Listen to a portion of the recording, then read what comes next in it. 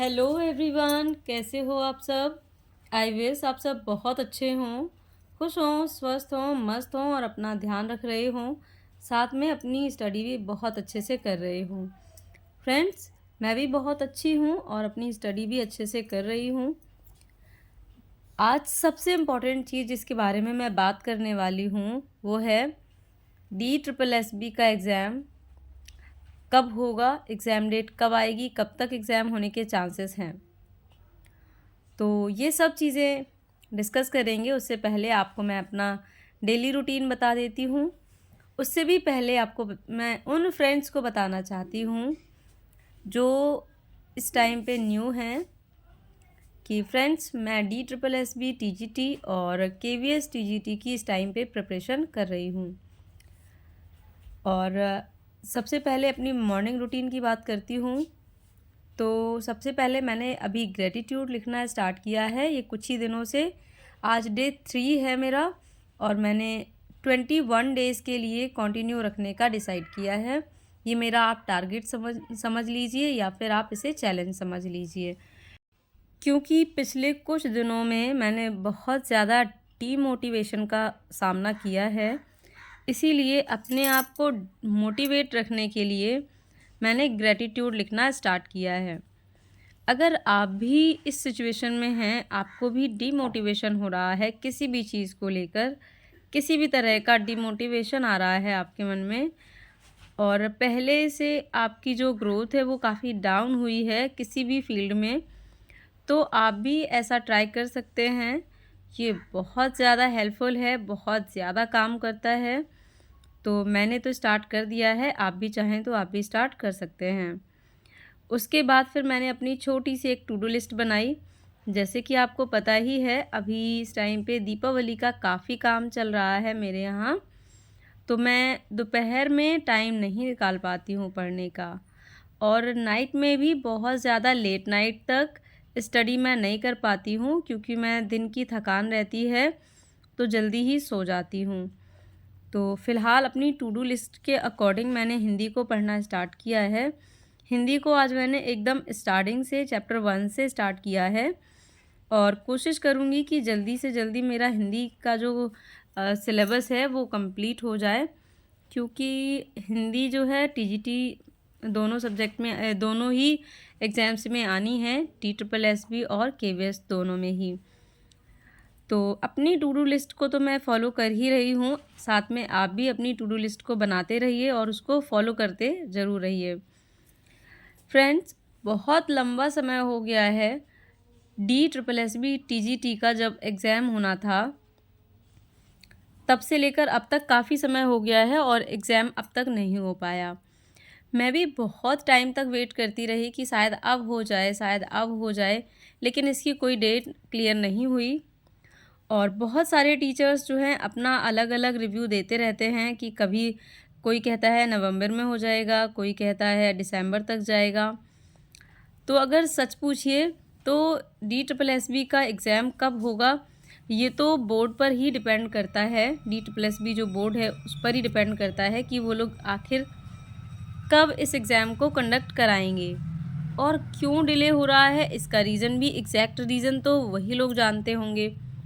पर यह है कि बहुत सारे टीचर्स बहुत सारी बातें बताते हैं और उन सब की बातें सुनकर कन्फ्यूज़न क्रिएट ज़रूर हो जाता है। तो अब तो मेरा एक ही है कि जब एग्ज़ाम होगा तब होगा, पर जब तक समय मिलेगा तब तक इस एग्ज़ाम की प्रिपरेशन ज़रूर करनी है। क्योंकि अगर फॉर्म फिल किया है तो ऑब्वियस सी बात है एग्ज़ाम भी ज़रूर होगा। ऐसा तो नहीं है कि फॉर्म फिल हो चुका है और फिर एग्ज़ाम नहीं हो, ऐसा तो नहीं हो सकता। तो मैंने तो मन में यही सोच रखा है अभी कि फॉर्म तो फिल हो ही गया है, एग्ज़ाम तो देना ही है। अब जब भी एग्ज़ाम हो जाए तब तक अपनी पढ़ाई को बिल्कुल नहीं छोड़ना है। कई बार क्या होता है कि स्टार्टिंग में फ़्लो बहुत अच्छा बनता है पढ़ने का, बहुत मन लगता है पढ़ाई में क्योंकि एग्ज़ाम डेट जो है नज़दीक आ रही होती है। फिर जैसे ही एग्ज़ाम डेट डिले होती है, वैसे ही धीरे-धीरे करके स्टूडेंट्स के मन में एक लेज़ीनेस आ जाती है। उनको लगता है कि अरे यार! अभी क्या, अभी तो एग्ज़ाम आना ही नहीं है, तो धीरे धीरे करके जैसे जैसे टाइम बीतता है वैसे वैसे पढ़ने का जो फ़्लो है वो डाउन हो जाता है। और ये चीज़ मेरे साथ भी हुई है फ्रेंड्स। मैं हाँ क्या कहूँ आपसे कि बीच में मेरा पढ़ाई का फ़्लो बहुत अच्छा था, बहुत बढ़िया था।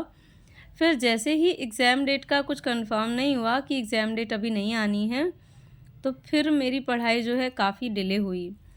पर अब मैंने अपना जो है फिर से वापस से फ़ोकस करना स्टार्ट कर दिया है और इसको मैं अब टूटने नहीं दूँगी।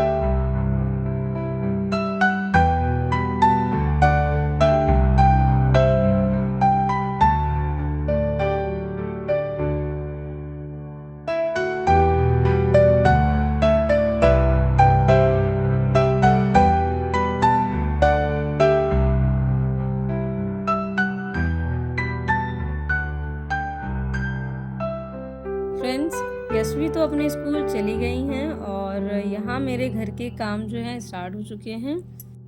आजकल मैं लंच की प्रिपरेशन बहुत जल्दी करके रख देती हूँ। कभी-कभी तो मैं सब्ज़ी भी लगे हाथ बना ही देती हूँ, क्योंकि दिन में बहुत सारे ऐसे काम निकल आते हैं जो कि दीपावली की सफाई से रिलेटेड होते हैं। तो फिर मुझे बीच में खाना बनाने का टाइम भी नहीं मिलता है और काम करते-करते थकान इतनी ज़्यादा हो जाती है कि बस फिर भूख दिखाई देती है कि बस कुछ खाने को मिल जाए। और सुबह-सुबह सब कुछ खाने का तैयार कर देती हूँ तो आसानी लगने लगती है। तो यहाँ पर खाना-पीना मेरा तैयार हो गया है। मैं नहा धोकर फ्री हूँ अभी और खाना-पीना सबसे पहले मैं बनाकर रखती हूँ। और इसका फ़ायदा मुझे ये लगता है कि काम करते-करते जब भी बीच में मुझे भूख लगती है तो आराम से खाना भी खा लेती हूँ, रेस्ट भी कर लेती हूँ और अपना काम फिर से स्टार्ट कर देती हूँ। और इसी वजह से मेरा जो काम है वो इतने अच्छे से मैनेज होता है, पढ़ाई भी अच्छे से इस टाइम पे मैनेज हो पा रही है। तो फ्रेंड्स, मैं आपसे बस इतना ही कहना चाहूँगी कि DSSB एग्ज़ाम डेट कब आती है, कब नहीं, ये तो ऑफ़िशियल वेबसाइट पर पता चल ही जाएगा। और जब तक एग्ज़ाम डेट नहीं आती है, तब तक हमारे पास एक प्लस पॉइंट ये है कि हम आराम से अपनी तैयारी कर सकते हैं।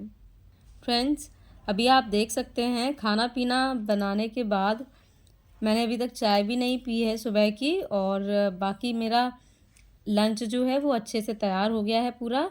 और यहाँ पर गैस वगैरह मैं साफ़ करके रख दे रही हूँ और फिर बहुत सुकून से मैं बैठकर चाय पीऊँगी और उसके बाद फिर बाकी के काम स्टार्ट हो जाएंगे। सुबह जल्दी आजकल मैं लंच इसीलिए बना देती हूँ ताकि मेरा काम बीच में डिस्टर्ब ना हो, क्योंकि काम करते-करते समय का पता ही नहीं चलता है। और फिर यशवी भी स्कूल से आ जाती हैं, तो फिर मुझे लगता है कि अरे मेरा लंच तो रह ही गया, लंच तो अभी तक बना ही नहीं है। और थके होते हैं तो फिर ये लगता है कि कोई बना बनाया दे दे। तो इसीलिए सबसे पहले खाना बनाकर रख देती हूँ, क्योंकि पता है खाना भी मुझे बनाना है, बाकी घर के काम भी मुझे ही करने हैं। तो बस यही है, जब जब कोई हेल्प ना हो तो अपने ऊपर विश्वास करो और सारी चीज़ों को थोड़ा-सा स्मार्टली मैनेज करो और आगे बढ़ते चलो, है ना? अपनी पढ़ाई को बीच में लॉस मत होने दो। तो बस मेरा आज का व्लॉग यहीं तक। आई होप आपको आज का व्लॉग पसंद आया हो। मिलती हूँ फिर बाद में।